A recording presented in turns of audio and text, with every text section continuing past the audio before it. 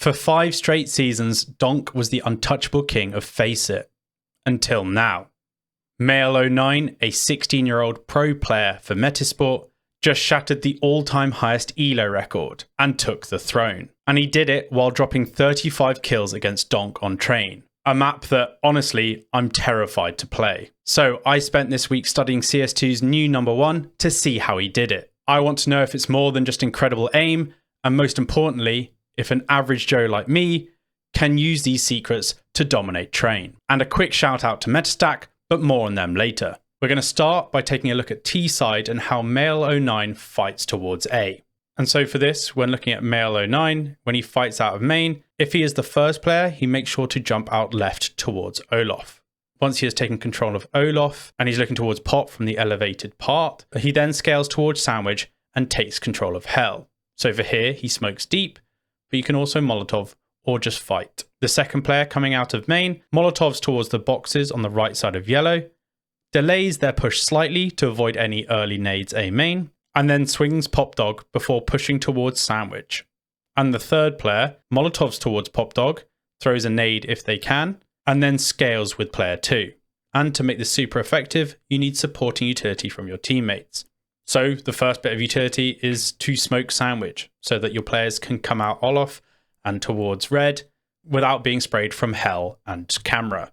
And the second piece of utility is to flash high above Olaf to stop any aggressive CTs pushing towards main, whether that's from E-box or camera, and to also stop any aggressive CT that may have blown up the Sandwich smoke. The second way to fight towards A site is to take control of Pop Dog. For this, he keeps it very simple. From what I've seen from a few demos, he just swings it. And you can make this swing better and more advantageous by pairing up with a teammate. And if you want to make this even more effective, you want your main player to throw the Molotov and nade towards Pop Dog, like the third player on the main fight. And taking B site as a T on Train is a little slower. And I'm expecting most of you to be shouting at me right now, what about the Rush B Sukabliet strat? Well, you're right, I've been known to call a Rush B or two in my ecos, but in the demos I've watched, this is not something I saw from Male09. Maybe this is something that's avoided in the higher levels, or Male09 just doesn't like to do it. When executing into B site, he threw this Molotov to cut off the connector rotate, and this flash to blind anyone trying to fight ramp. He would hug the left wall, clearing towards site, and then push up towards Con for space. And when fighting out of upper B, he threw this lurk smoke to give himself a bit of cover and additional space, and they would use the smoke to help clear sight and fight towards Con. And the thing to know about the T side is it's not just completely rush heavy. So if you can get out main and the CTs don't know the utility set I'm about to talk about, then it can be extremely easy to keep pressure on A. However, if the CTs can do the utility set, then you may have to split across the map and work in pairs to get the opening kills. So let's take a look at how Male09 actually dominates the CT side. But first, a quick word about Metastack. Metastack is an all-in-one CS2 workspace where you can find lineups, playbooks, and more. And Metastack can be useful for anyone, from pro teams like Astralis, 3D Max, and even Male09's team at Metasport, to solo queue grinders looking for a new play to make. Metastack is already changing how CS2 players prepare and perform, so if you're serious about improving like me, make sure you check out Metastack today by using my link in the description below. So to reverse what we've learnt on T, to make it ineffective against us on CT, let's first take a look at the fight towards main. The first thing you want to do is make sure you Molotov and nade the main entrance like so, try and get close to E-box and scale to the left side of red.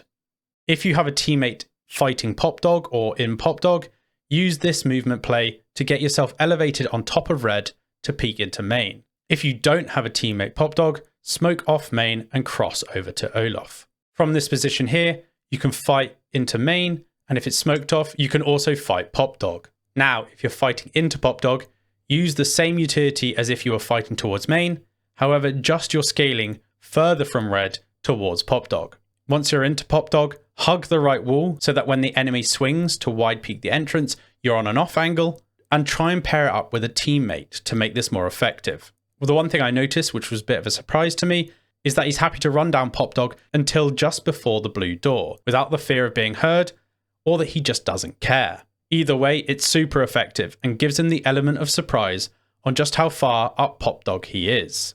Another play I saw him make fighting towards main was fighting from camera. So the way he did this was, as he was approaching yellow, he naded the sandwich smoke, jumped onto the yellow boxes, and fought towards main from an elevated position. Once he registered no one was out, he then jumped onto yellow to try and spot over the main smoke. In the demos I watched, Male09 didn't fight towards Ivy or really play for aggro B control. And that's probably because his role and position was taking control of Pop and A main early. This week I've learned a lot from the #1 player in the world on Train. And there are a few plays I didn't get towards B and towards Ivy on T and CT. However, it's not only the plays I was looking at. He didn't beat Donk just because he was able to rush out main faster or take Pop Dog aggressively. His success on Train comes from the following secrets, and I believe the third one is the biggest takeaway for any player at any level to immediately affect your games and win more. The first thing is his crosshair placement. His crosshair placement is fantastic, and this is something that is massive in CS2. It was big in CSGO as well, but the top player's crosshair placement is just incredible. He always has his crosshair a couple of inches away from the edge of any wall. If he is swinging into any area, he makes sure that he is cutting the pie. So aiming where he's going to peak and then swinging. To train this, I'm going to look at doing pre-fire on Train, and I can also improve this just by playing more. That can be done either in death matches, in retakes, executes, or jumping on FACEIT and Premiere and playing a competitive game. The second thing Male09 does or doesn't is rush his shots. One thing that I notice I do, and it has been commented on in my games, is that I panic when I see a player. And when I see a player and I panic, I flick aggressively and start shooting before guaranteeing the headshot and therefore the kill. Male09 takes his time. He lines up his shot and then he shoots. This is something I'm going to take away with me and I'm going to try and implement into my own game. Number 3 is that he plays with his teammates. And I'm not just talking about the constant comms, whether it's to peek together or what he has control of. He also finds ways to double up with his teammates or make space for his teammates to play with him or play the site. Now, I know this is a bit of a hard thing to do in some pugs. Some players aren't so keen on having their mics or having team play as part of the game. But if you can find a duo queue, trio queue or more, you can make that much more effective. And 4 is a bit of a bonus. A cool trick I saw him do while watching one of his demos is that when he took Pop Dog and realized that they were playing out of main, he tucked himself on the left-hand side just outside Pop towards A. This gave him a massive advantage in the fight because when the players walked out of main, he could see their feet before they even knew he was there. And the reason I made these the key points and not the plays is because remember, it's not all about studying the pathing and the plays, although they are useful. It's understanding the why behind every move that these players make. Each round of CS is different, and the best players are the masters at giving themselves every possible advantage. So if we want to keep improving, analyzing demos like this and learning from the best is the most effective way to do it.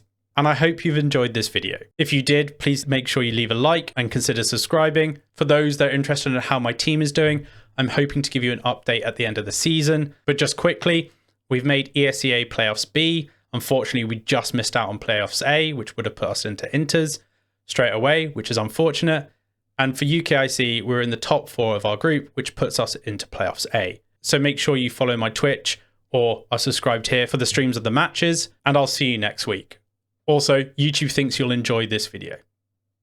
Peace.